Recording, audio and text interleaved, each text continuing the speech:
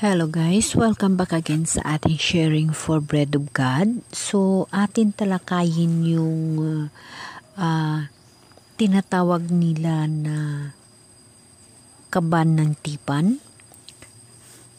Kasi kahit ako guys, gusto kong mananaliksik tungkol sa kaban ng tipan, kung ano ba ang ibig sabihin ng ng kaban ng tipan at kung saan ito ay nanggagaling. So, aking ito binasa at tiningnan sa mga bagong teknolohiya ngayon. So, dahil ang kaba ng tapan, kung bakit ito ay nag-interest ako, kasi ito yung ginamit ni Josue noong sila ay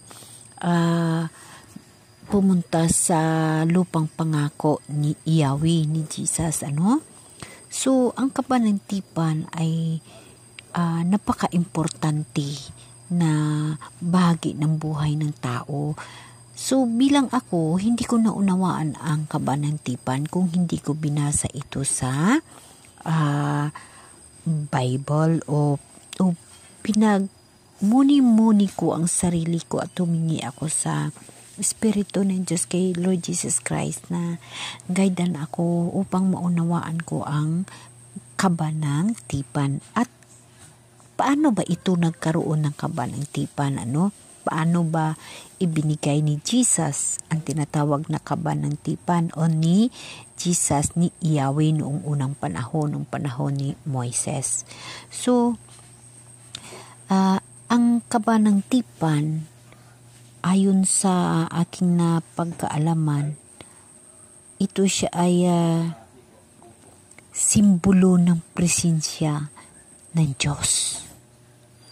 So, pag sinabi lang natin na simbolo ng presensya ng Diyos, hindi rin natin lubos na maunawaan kung ano ang mga bagay na ito at mga pangyayari kung hindi natin siya ay makikita sa Bible.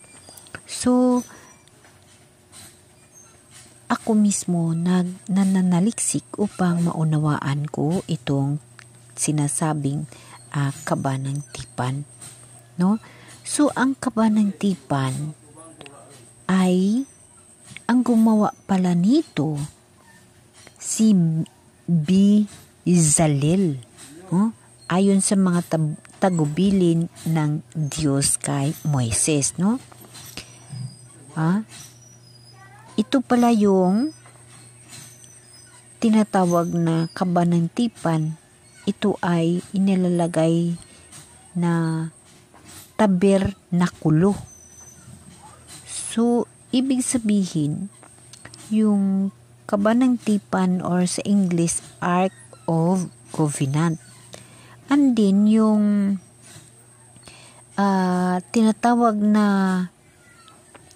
tabernakulo, ito rin pala yung binabanggit na tabernacle ay isang lugar na pagsamba o tirahan ng Diyos. So, ibig sabihin, nung panahon, ang tinatawag nila na nakaba ng tipan, ang nakalaman ay ang 10 utos ng Diyos. No? Pag titingnan natin at babasahin natin, hindi natin yan lubos maunawaan. Ngunit pag atin siya hingian ng Espiritu, gabay ng Holy Spirit mula kay Lord Jesus Christ, atin maunawaan. So, itong kaba ng tipan ay nawala ito nung panahon ng pagwasak ng templo sa Jerusalem ng mga Babylonia noong 586 BCE. Ang kasalukuyang naroon nito ay hindi tiyak. So, hindi tiyak. So, ibig sabihin, atin na lang maunawaan ito na ang kaba ng tipan na may laman ng 10 utos ng Diyos, ito at presensya ng Diyos, at doon natin makikita ang Diyos. Ito sa ay nagsisimbolo ng presensya ng Diyos.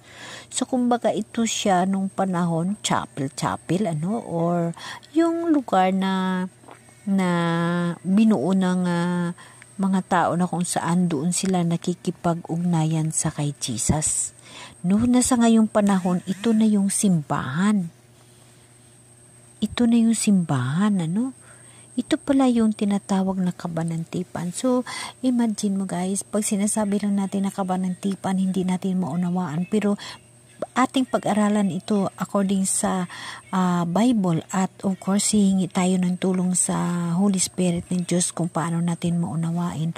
So, sa aking pag-uunawa, yung kabanantipan, ito siya yung tinatawag na lugar or ito siya yung lugar na nandyan ang presensya ng Diyos. So sa ngayon, for now, ito yung tinatawag na church.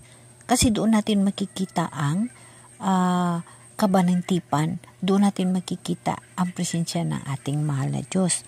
So paano ito nagkaroon ng kabanantipan, no? So sino ba ang gumawa ng kabanantipan? Ito pala siya ay ang kabanantipan o Ark of the Covenant ay sagrado sa mahalagang bagay ng mga Biblia, particular sa Lumang Tipan. Yun na nga yung mga tungkol sa mahal na Diyos, tungkol lahat sa kay Jesus Christ. So ang gumawa nito ng ang kabanantipan, ayon dito ay yung pinili ng mahal na Diyos ay yung isang nangangalan na Bezalel. So paano natin mapatunayan ito, no? Na kung saan ay si Bezalel ang binigyan ng mahal na Diyos ng authority or ng tinatawag na kakayahan na gumawa ng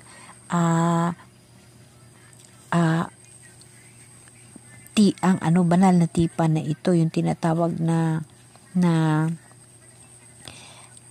paggawa nito, ang pagbuo nito, kung paano unawaan ang kabanantipan.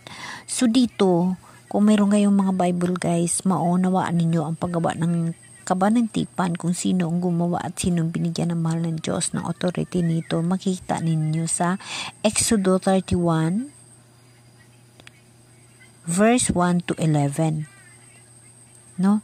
At binabanggit dito ang papel ni Bezalel sa pagbuo ng tabernakulo at ang mga kasanayan niya sa pagdisenyo at paggawa ng mga bagay na gawa sa iba't ibang materials. Dito nyo rin ito makikita sa Exodo 35 verse 30 to 35.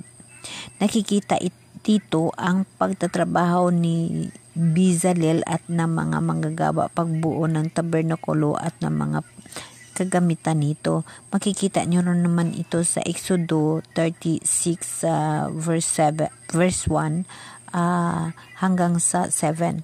So ito guys, kung inyong maunawaan o mananaliksik sa puso ninyo ang tinatawag na Holy Spirit, dito natin makikita ngayon kung ano ang mga bagay na ginawa ni Bezalel na siya ay binigyan ng kakayahan na umukit, gumawa ng mga bagay. So dito natin mapatunayan kung ano ang mga inukit niya, kung ano ang mga bagay na kanyang ginawa para na maging panatag ang ating pagtuo, no?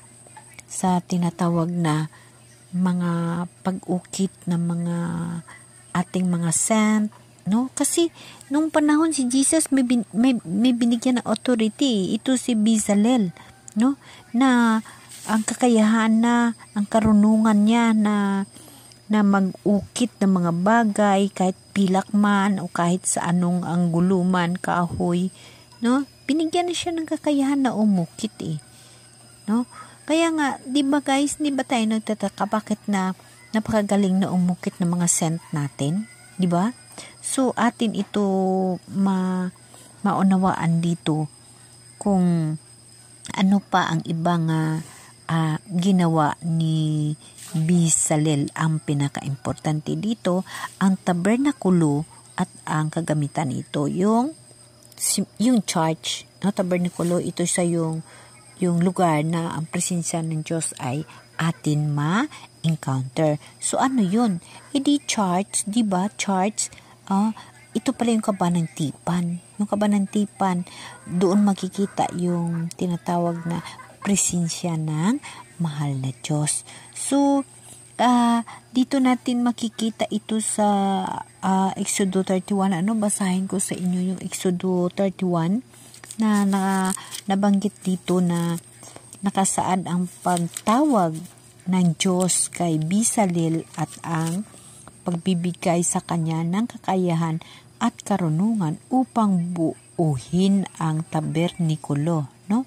So, dito 31 verse 1. So, babasahin ko, sinabi ni Yahweh kay Moises, hinirang ko na si Bezalel na anak ni Uri at apo ni Hur na kabilang sa lipi ni Juda.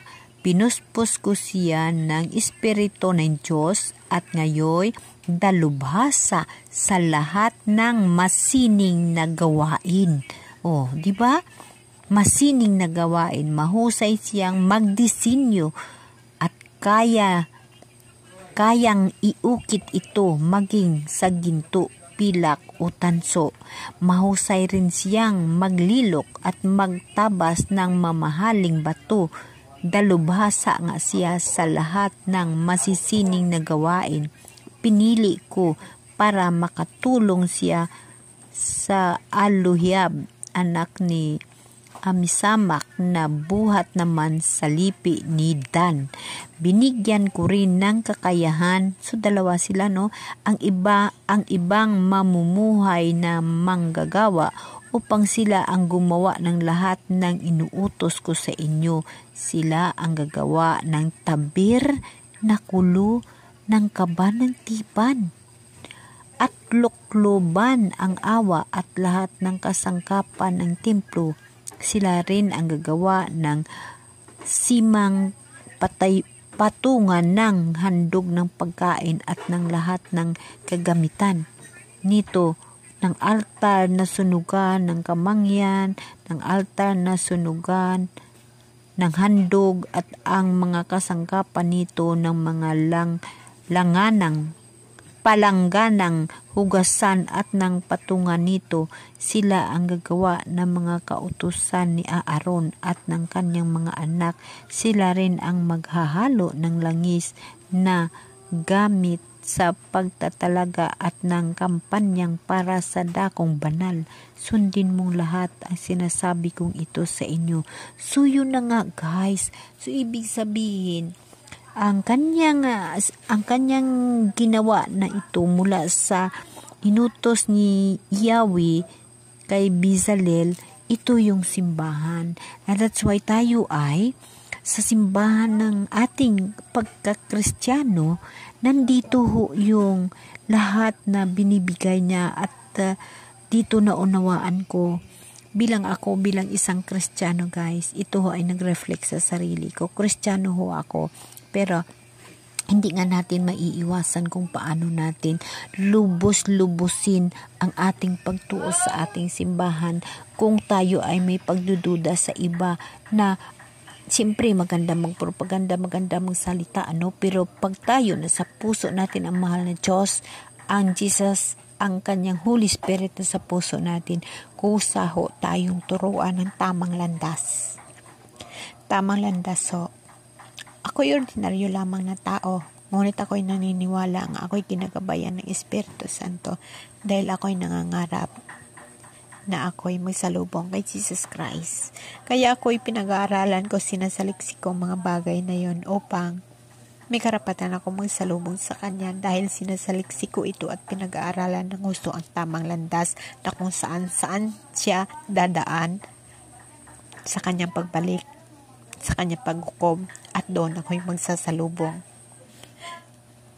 Lahat tayo'y nangangarap upang sumalubong sa mahal na Diyos, ngunit hindi natin alam kung anong daan at saan daan siya.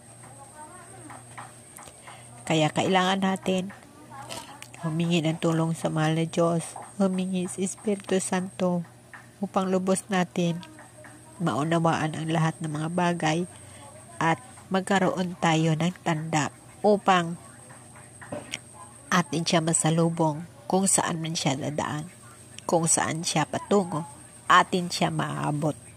Dahil ang Holy Spirit nasa puso mo, nasa puso ko, nasa puso nating lahat. Kaya ngayon, dahil sa paggabay ng Holy Spirit sa akin, isang reflection ngayong umaga ngayon sa puso ko, ang tinatawag na kabanantipan. So, ang kabanantipan, doon ang presensya ng Diyos. Doon nakalagay ang mga kagamitan ng Diyos. Ibig sabihin, ito siya ay charge. So, mararamdaman mo sa puso mo na ikaw ay ginagayda ng mahal na Diyos upang akayin sa tamang landas, sa tamang daan. Kaya ngayon, patunayan ko ang sarili ko na ang Espiritu ng Diyos ay tumutulong sa akin upang malaman ko ang aking daan na tatahakin patungo sa Kanya at upang masalubong ko siya sa Kanyang pagbabalik. Lagi natin tatandaan guys na ang ating mahal na Diyos ay babalik sa pagbukas ng langit at siya ay sasakay sa alapaap. So dapat natin paghandaan ang Kanyang pagbabalik. Amen. Amen. Thank you, Lord.